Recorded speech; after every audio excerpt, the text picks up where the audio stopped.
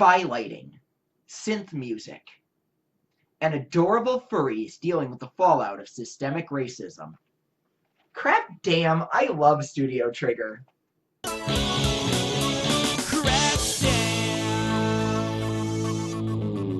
So, you might remember that I mentioned in my last video, which was my coming out video, guys, gals, and pals, that I'm a huge fan of the anime company Studio Trigger.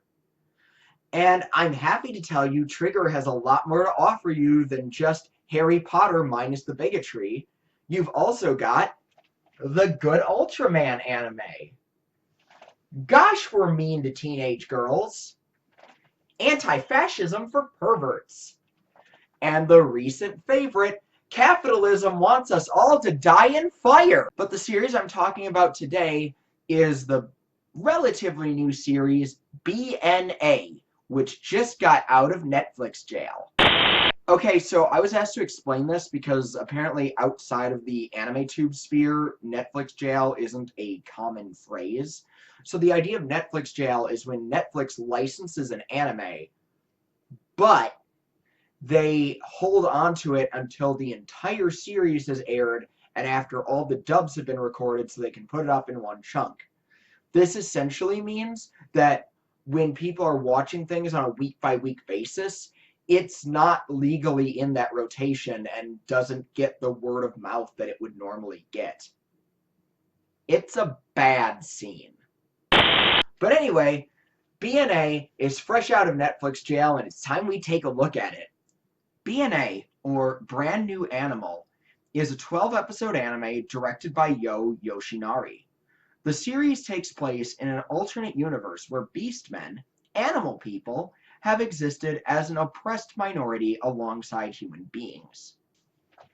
And when I say oppressed, I absolutely mean oppressed. We regularly see beastmen face violence from regular humans on a disturbingly normal basis.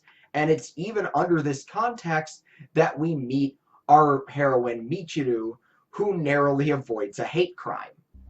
Michiru is a runaway tanuki trying to get to a city that's safe for beastmen, Anima City. In this place where humans aren't allowed, beastmen don't have to hide who they are. The city is a safe haven, and it's surrounded on all sides, but it's surrounded by the human world that won't accept them. Even when the beastmen are free, they still live in Anima City. Anima City. Anima City. Animosity! This show isn't subtle. As it so happens, Michiru actually is a human who was mysteriously turned into a tanuki, much to her chagrin. On top of that, while most natural beastmen can transform to look like regular humans, Michiru can't at the beginning of the series, meaning she is not only the target of bigoted humans, but is essentially flashing gang colors in Anima City slums like Rabbit Town.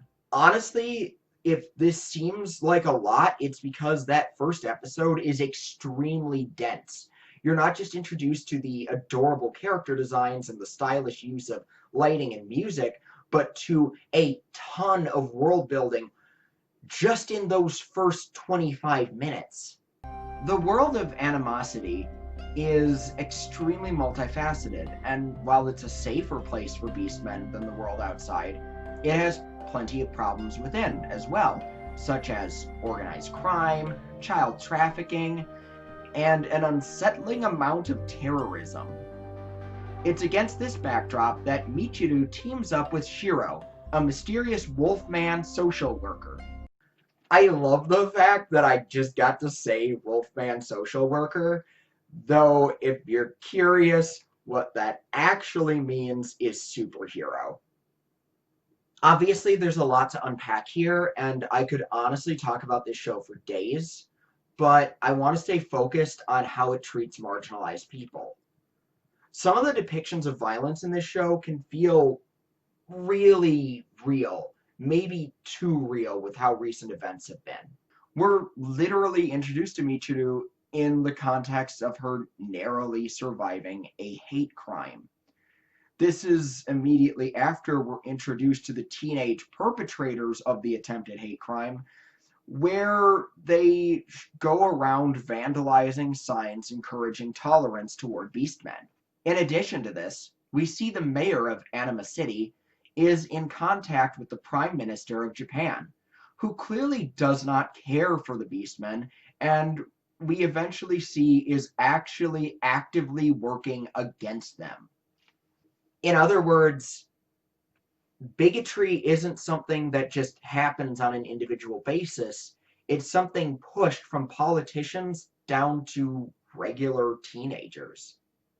There's this misconception that prejudice and racism come from individual bad people and racists, that it's not something that we need to look at beyond what a few bad people do.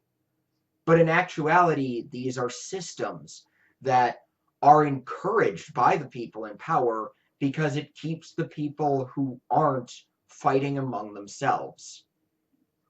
It's a key point of our society. Heck, we even briefly see Michiru help a mob boss's daughter sneak out to a party that's outside Anima City, wherein her friend is treated like a curiosity after she shows off her beast side. All of the rich friends that she went out to see now just want to show off that they're really cool because they have a beast man friend. What I'm saying is that this show really understands the mechanics of prejudice, which would be pretty great in and of itself and extremely rare, but the setup of Anima City on its own is just so interesting. Like I mentioned before, while it's acceptable to show off your beast side at sporting events or per se parades, you can't always show off who you are without facing some sort of retribution or even violence.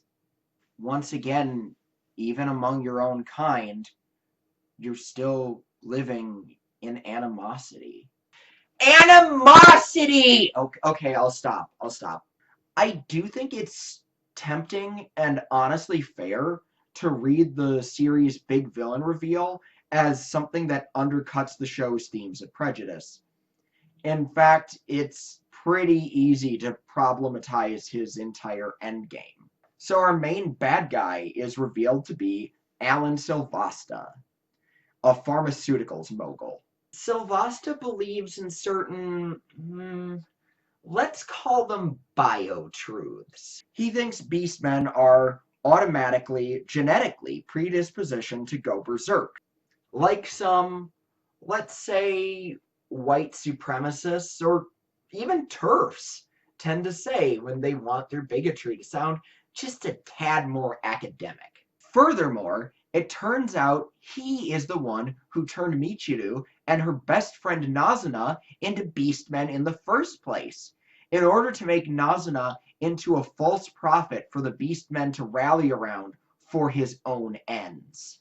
By the way, if you haven't, you should watch Sorry to Bother You. It's on Hulu. I don't know why I thought of that, but you should watch Sorry to Bother You. So, what's the issue, some of you might be asking? I mean, aside from sounding derivative of a Boots Riley movie, I'm not quite sure I'm seeing where the problem is. Well, there's one further twist. So it turns out Alan is not only secretly a beast man, but also the immortal man who orchestrated the first major genocide of beastmen in all of history. The same one that badly emotionally scarred the also immortal Shiro and made him so protective of Anima City in the first place. So that's bad. Like, there's no way around that. Hard stop. Playing the minority is getting oppressed by people who are secretly also members of that minority tends to shift the blame off of the people who aren't members of that group and makes it look like a marginalized group is actually oppressing themselves. I don't like this twist. In fact, it actively made me uncomfortable. But I'm going to say that I don't think it torpedoes the whole series, and there's a few good reasons why. Alan might secretly be a beast man, but that doesn't excuse all the prejudiced humans who are still around after he's defeated, and from the looks of it are going to keep just being awful. Also, more importantly, Alan's biological beliefs are completely wrong. While beastmen can go berserk, it only happens when they're under severe stress as a defense mechanism that can be snapped out of with just a little bit of positive support. Positive wolfman support, no less. That makes it better. Furthermore, while Alan believes he's special and is far too superior to become berserk, he is wrong again. He's always just been too privileged to reach that level of stress. Turns out his so-called bio-truths were just delusions that he used to make himself feel superior to his fellow beastman. Like delusions of IQ superiority make white supremacists think they're so different from people with different amounts of melatonin in their skin. See, even when this show fumbles, I feel like it still manages to stick the landing, and it's another reason why I love it. This series has such great animation and music and actually has something to say, and it's one of the reasons why I'm so glad that a studio like Trigger is around these days. Trigger was, of course, founded by some former members of Studio Gainax who actively are a pretty awful and predatory company. And if you'd like to find out more about that, I'd love for you to comment below and let me know if you'd like to hear more about Gainax. If you enjoyed this, if you think I'm wrong, or if you just think I'm cute as a raccoon, let me know in the comments below. Remember to like, share, and subscribe because that really helps me, and maybe consider donating to my Patreon, especially if you'd like my monthly costuming budget for this show to be more than $8. As always, thank you all for your support. Check out my links down in the doobly-doo, and remember that this is a Nerd and Tie production, and there we say, keep on spockin' in the free world.